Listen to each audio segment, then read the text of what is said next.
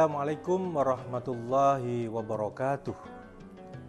Saudara-saudara yang saya hormati, kita sebagai orang yang beriman kepada Allah Subhanahu wa Ta'ala harus bisa menjaga lisan dan kehormatan kita.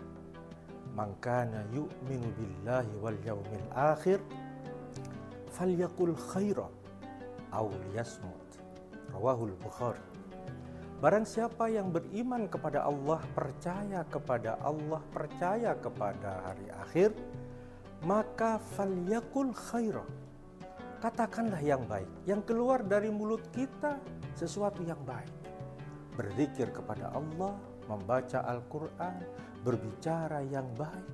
Itu yang harus kita lakukan sebagai orang yang beriman. Nah, dalam konteks kekinian, tentunya tidak hanya lisan kita yang harus dijaga, tapi jari-jari kita. Komentar di media sosial dan lain-lain harus kita jaga. Komentarlah yang baik. Kalau kita tidak bisa berbicara dengan bicara yang baik, tidak bisa berzikir, tidak bisa membaca Al-Quran, diam saja. Gak usah banyak komentar yang kemudian menimbulkan hal-hal yang negatif. Gak usah. Kenapa? Karena dampaknya banyak, antara lain adalah apa yang kita ucapkan itu dicatat oleh malaikat raqib dan atid. Wa ma yalfidu min qaulin illa ladaihi raqibun atid. Apa yang kita omongkan, yang kita bicarakan, itu semuanya tercatat oleh malaikat raqib dan atid. Apalagi dampak yang ditimbulkan. Dampaknya bisa mengarah ke kita juga. Tidak sedikit orang yang bicaranya kasar, bicaranya tidak dijaga, akhirnya dipenjara. Keluarganya susah dan sebagainya dan sebagainya. Maka dari itu, sebagai orang yang beriman, ketika kita mau berbicara harus diukur dulu kira-kira apa yang kita bicarakan ini bermanfaat atau tidak. Kalau bermanfaat, bicaralah. Tapi kalau tidak bermanfaat, sekiranya nanti menimbulkan dosa, jangan dibicarakan. Diam saja.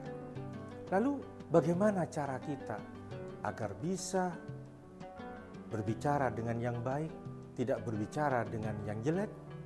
Tentunya kita harus menjaga hati kita. Kenapa?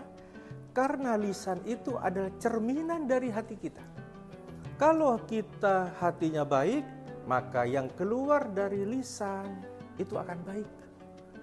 Tapi sebaliknya, kalau hati kita tidak baik, maka yang keluar dari lisan kita adalah sesuatu yang tidak baik pula. Maka dari itu, perbanyaklah istighfar kepada Allah Subhanahu wa Ta'ala. Perbanyaklah berzikir kepada Allah.